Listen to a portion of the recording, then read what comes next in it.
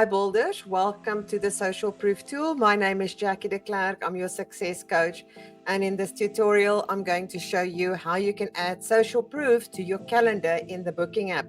So right here I'm on the dashboard of the social proof, and I've already set up a campaign for us to save us some time. You can see I've got one ghost user that I've added, but I don't have any subscribers. If I go to the calendar that I've set up, you can see right here I've got one subscriber sitting in this area.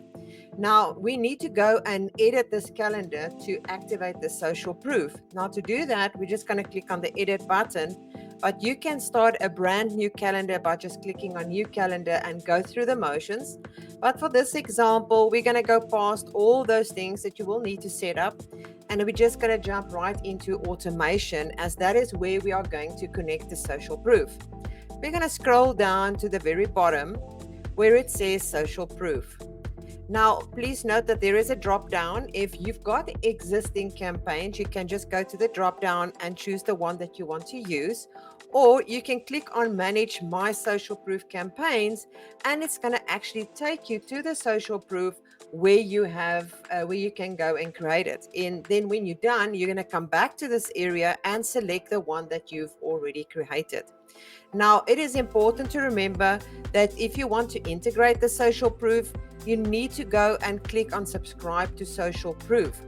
There is also another very cool feature that we have, and that is if you have existing subscribers inside of your app, you can export it from the calendar into the social proof. You can see we've got a message right here. It is important to know that you need to activate the social proof, otherwise this is not going to work when you export that person. And I'm going to show you just how to do that. So once you have set up all of this, and remember if you've got more than different groups, to make sure that it applies to them all, you're going to click on save. So now we're just going to go back to my calendars, because we've got one subscriber right here that we would like to export into the calendar or into the social proof app. So we're going to click on the three little dots. We're going to go to view subscribers, and we've got one. So if you've got multiple, you can go click right here at the top to select them all. But in this case, I only have one person. I'm going to click on action and export to social proof.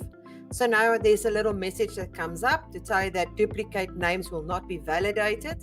And then once you've read that, you're going to click on export, and it's going to tell you that that person has been exported. So let's go take a look where they are. I'm just going to click OK. We're going to go back to the social proof, and I'm just going to refresh it. And you're going to see that our subscriber is sitting right there. And if we're going to take a look at the records, you can see that it's been added into the records together with the ghost users that you currently have. So now we need to see if the social proof is actually working. So let's go back to the booking app. I'm going to go to my calendars, and I'm going to preview it. And we're going to pretend that we are the customer, but we're not going to click on anything until it is going to give us a little message of social proof.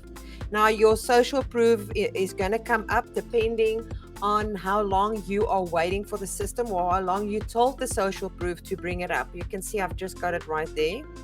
And in this case, the social proof was set up to 10 seconds and then to disappear after 5 seconds. So remember to take that in consideration when you do your testing.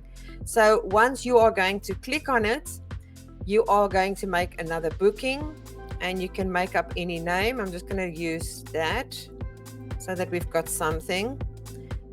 And what's going to happen now is if you close it and you're going to go back to your social proof, and I'm going to refresh the screen, you're going to see that another subscriber was added. And that is how you add the social proof to the calendar. I urge you to go and watch all the other videos with regards to social proof below this video. I hope you enjoyed it, and I'll see you in another. Bye.